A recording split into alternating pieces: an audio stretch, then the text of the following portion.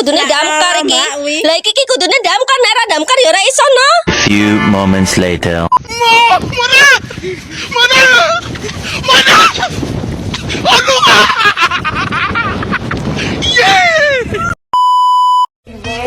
Just a feeling that I want you behind because it's something that is just in my mind. I guess it goes that.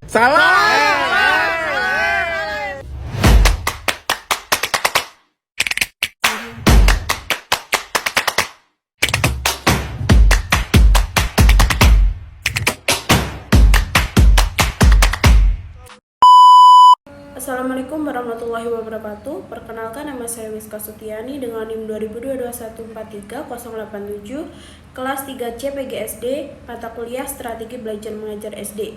Dosen pengampu Ibu Desi Andriani, SPD AUD MM. Di sini saya akan mempresentasikan hasil materi rangkuman saya tentang mata kuliah Strategi Belajar Mengajar SD untuk memenuhi tugas UTS. Materi yang pertama, hakikat strategi belajar mengajar. Hakikat strategi belajar mengajar adalah tentang rencana kegiatan sistematis yang melibatkan metode, teknik, dan sumber daya untuk mencapai tujuan pembelajaran. Strategi pembelajaran mencakup penggunaan pendekatan, metode teknik, bentuk media, sumber belajar, dan pengelompokan peserta didik. Tujuan dari strategi pembelajaran adalah terwujudnya efisiensi dan efektivitas kegiatan belajar yang dilakukan pendidik bersama dengan peserta didik. Beberapa jenis strategi pembelajaran meliputi strategi pengorganisasian pembelajaran, strategi penyampaian pembelajaran, dan strategi pengelolaan pembelajaran. Materi yang kedua yaitu prinsip-prinsip belajar dan pembelajaran. Prinsip-prinsip belajar dan mengajar dalam perencanaan pembelajaran. Prinsip-prinsip belajar dapat mengungkap batas-batas kemungkinan dalam pembelajaran.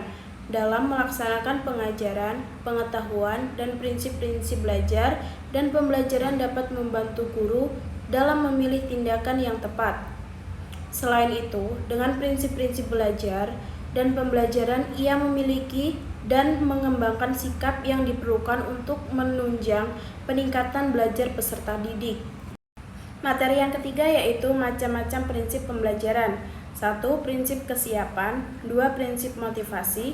3. Prinsip persepsi dan keaktifan. 4. Prinsip tujuan dan keterlibatan langsung.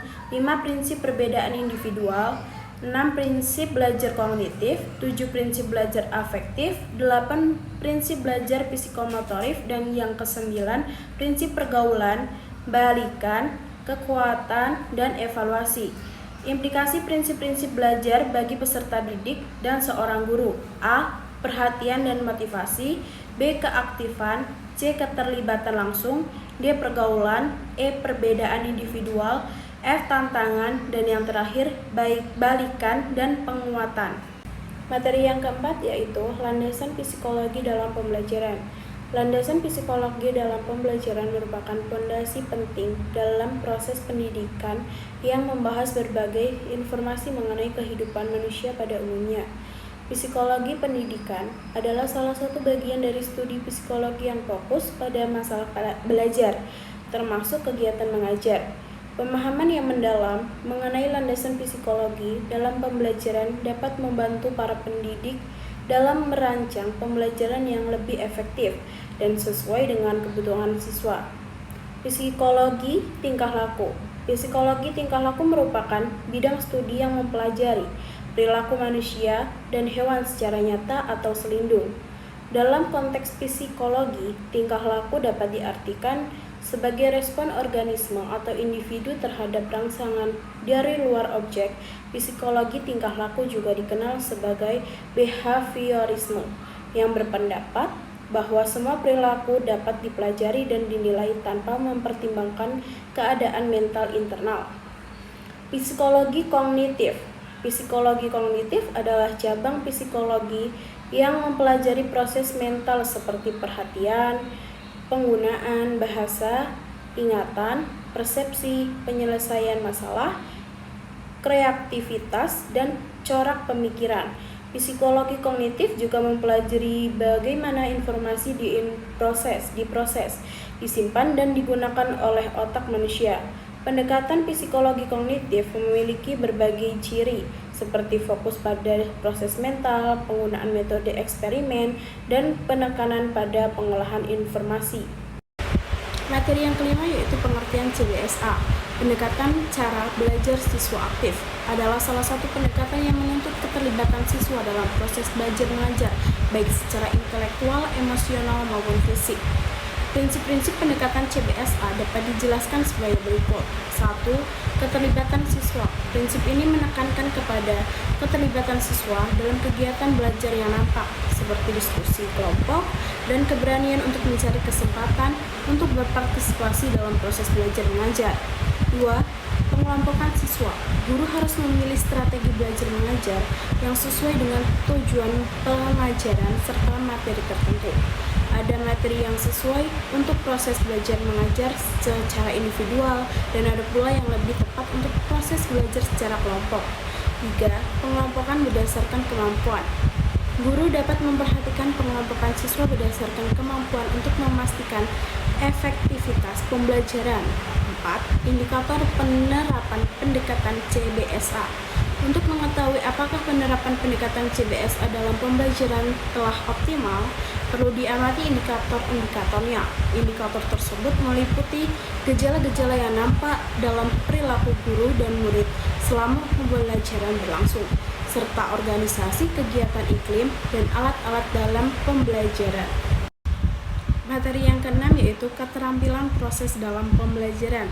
Proses pendekatan keterampilan proses pada hakikatnya adalah suatu pengelolaan kegiatan belajar mengajar yang berfokus pada perlibatan siswa secara aktif dan kreatif dalam proses pemerolehan hasil belajar.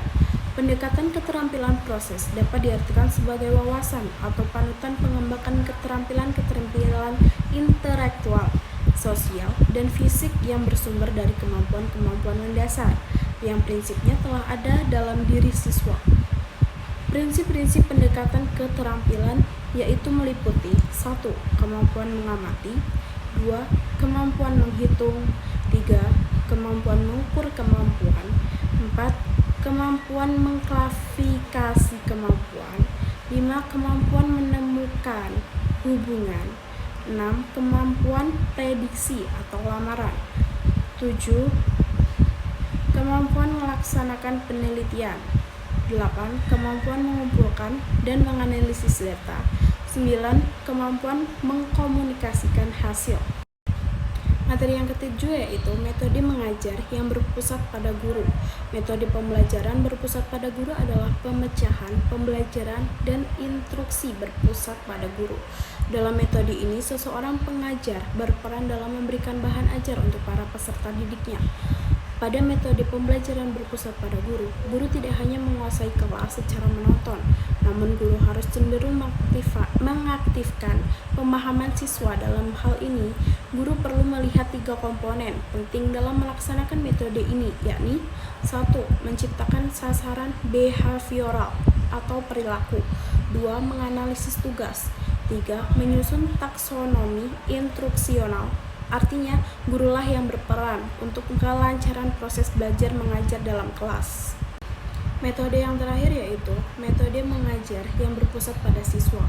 Metode studi kelas, metode demonstrasi, metode discovery, metode JIPWAS, metode diskusi kelompok, metode bermain peran, metode tugas proyek, dan yang terakhir metode kunjungan karya.